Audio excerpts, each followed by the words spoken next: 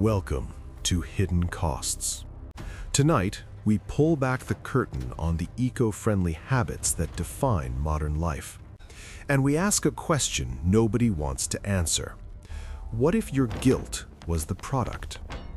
Picture this. It is midnight.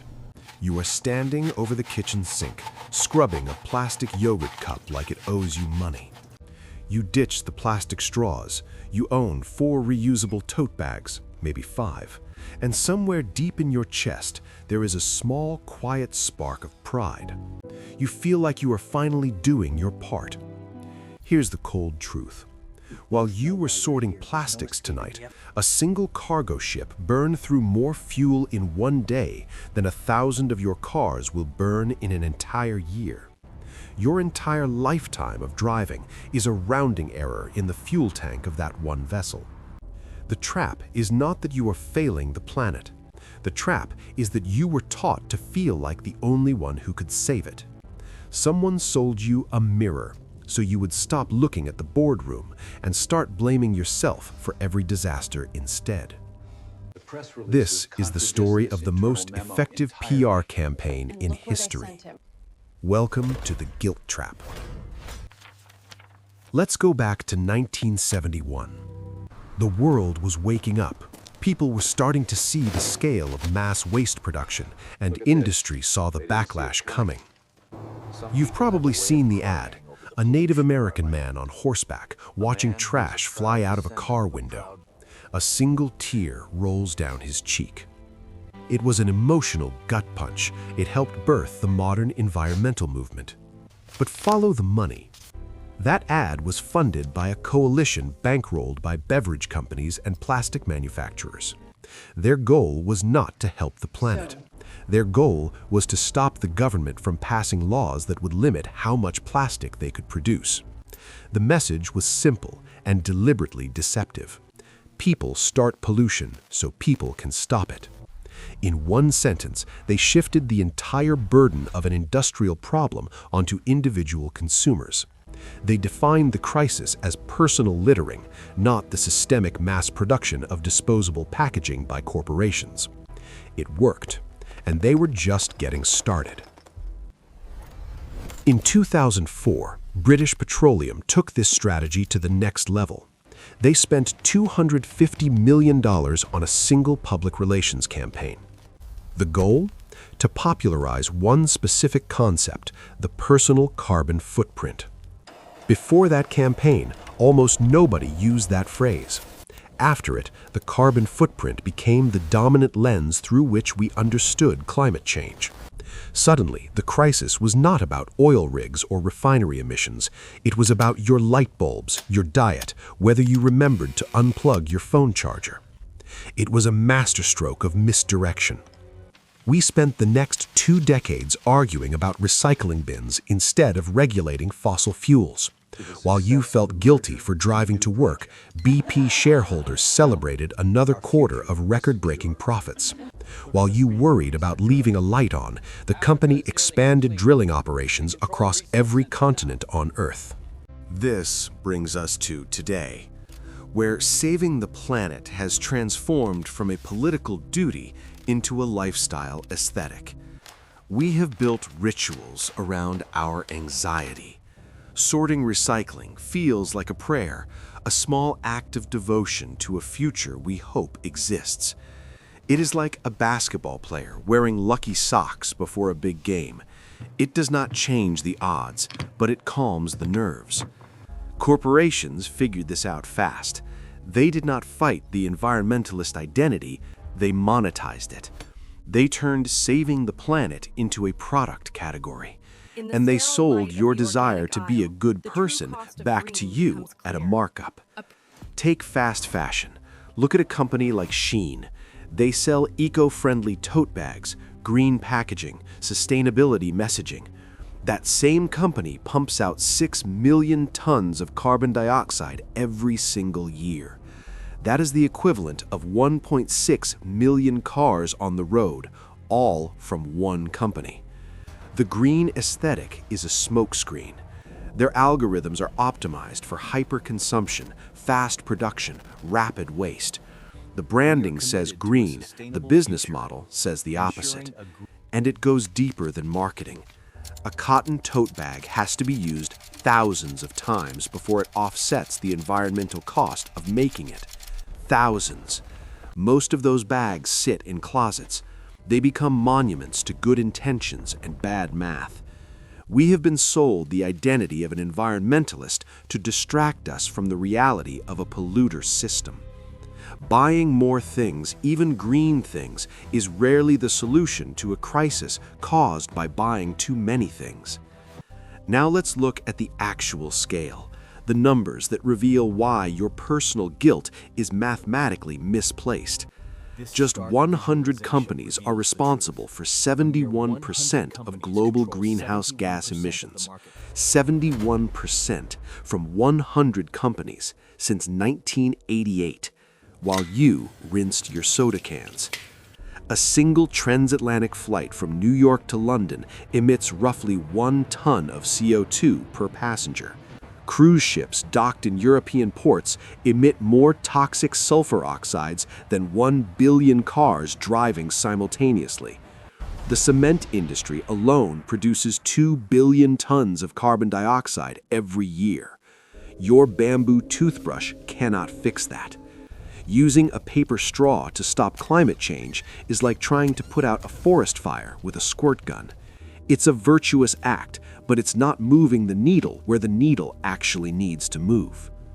The geography of climate change is not in your kitchen. It is in the power plants, the shipping lanes, and the boardrooms. Our economic system is built on one core assumption: that the atmosphere is a free dumping ground for industrial waste. The costs are real. They are paid in public health, in rising seas, in the destruction of ecosystems. But those costs never appear on a corporate balance sheet. The profits are private. The damage is shared. We call these hidden costs externalities in economics, but that word is too clean, too abstract.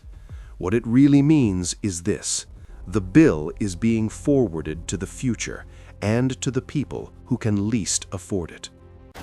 So, what do we do about it?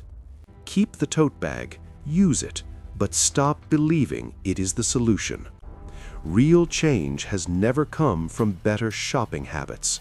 It has always come from better laws, stricter regulations, and structural reform. We did not fix the ozone layer by politely asking people to switch hairspray brands. We banned the chemicals internationally, and it worked. We did not clean the air in American cities by hoping for it. We passed the Clean Air Act. Enforcement followed. The air got cleaner. Global bans work. Systemic changes work. Relying on the goodwill of individual consumers to solve an industrial problem does not work. The tools that actually move the needle are carbon pricing, corporate liability, enforceable emissions caps, and trade policy. These are the levers of a citizen, not a shopper. Now let us zoom out even further, because the story of plastic itself reveals something important about how this all began. Plastic was not invented to harm the planet. It was created to save wildlife as a substitute for ivory and tortoise shell. It was a miracle material, durable, lightweight, cheap to produce. It promised to bring a kind of democratized luxury to millions of people. But in the 1950s, the industry ran into a fundamental problem. Durability was bad for profits. If you sell a product that lasts forever, you eventually run out of customers. So the industry invented something new, the concept of disposability. They didn't just change products, they changed culture. They ran campaigns convincing Americans that throwing things away was modern, convenient, and aspirational. It was a deliberate cultural re-engineering project. They had to train us to be wasteful against our own instincts. Your grandmother washing and reusing a Ziploc bag is not just being frugal. She's remembering a time before the brainwashing took hold. Today, we cannot buy a cucumber without it being sealed in plastic film. That film exists in your hand for 5 minutes. It survives in the ground for 500 years. And much of that packaging is designed to be technically impossible to recycle. Companies fuse different materials together to shave pennies from production costs. Those fused materials jam recycling machines. They contaminate entire batches of legitimate recyclables. Yet they are stamped with the recycling symbol. Here is what that symbol actually means. It identifies the type of plastic in the product. That is it. It does not mean the item will be recycled. It does not mean your local facility can process it. In many cases, it cannot. The complexity of materials science has been shifted entirely onto the consumer. You are expected to become a chemist at the curbside. It is deception by design. The numbers confirm what the industry has worked hard to obscure. Less than 9% of all plastic ever produced has actually been recycled. 9%. The rest is still here, in landfills, in oceans, in soil. We ship much of it to lower-income countries so we do not have to look at it. And it gets smaller. Plastic degrades into microplastics, particles so tiny they infiltrate everything. They are in the sand on beaches, in drinking water, in agricultural soil, in the blood of newborn babies. The violation is bodily, it is intimate, and the proposed solution is still recycle more. Global plastic production is projected to triple by 2060. Recycling was never designed to handle this volume. It was never meant to. It was a pressure release valve, a way to make production politically acceptable while doing nothing to slow it. There is a reason for that. Plastic is solid fossil fuel. As electric vehicles threaten to shrink oil demand for transportation, petrochemical companies are pivoting hard. They are betting their survival on expanded plastic production. They are losing one front of the environmental battle, so they are opening a new one. And they are using the same playbook. Shift the focus on the consumer. Sell the solution. Avoid the regulation. Here is the core of what this film is about. The guilt you feel, that low-grade anxiety every time you forget a reusable bag, is not organic. It was engineered. It was designed to keep your attention on your kitchen counter and away from the ballot box. To keep you in the role of consumer, not citizen. Because a citizen is dangerous. A citizen can vote, can organize, can demand accountability, can make pollution expensive for the companies that produce it. We fixed the ozone hole. We reversed acid rain. We have reduced lead contamination, cleaned rivers, and brought species back from the edge of extinction. Every single one of those victories happened through legislation, through political pressure, through collective demand, not through better shopping.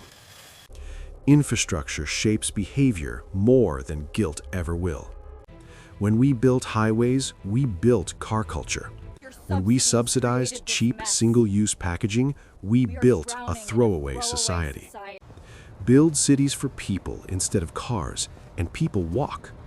Build public transit that is reliable, affordable, and clean, and people use it. Make the sustainable choice the default choice, and most people will take it. Not because they are virtuous, because it is easy. That is the real battle. Redesigning the system so that doing the right thing does not require a daily act of moral heroism.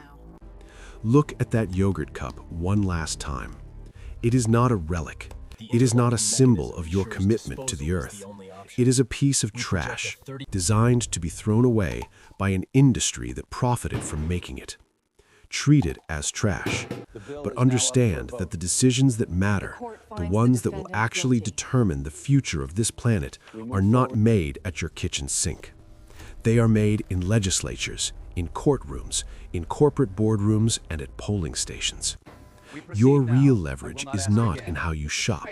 It is in what you demand, who you support, and what you refuse to accept as normal. The hidden costs of modern life are real. They are paid in public health, in climate disruption, in poisoned water, and in a future mortgaged before it arrives. And they have been kept hidden deliberately, through decades of strategic messaging designed to make you feel responsible for problems you did not create. Knowing that is not the end of the story. It is the beginning of a different one. Hidden costs. Uncovering the price of modern life, one uncomfortable truth at a time. We'll see you in the next one.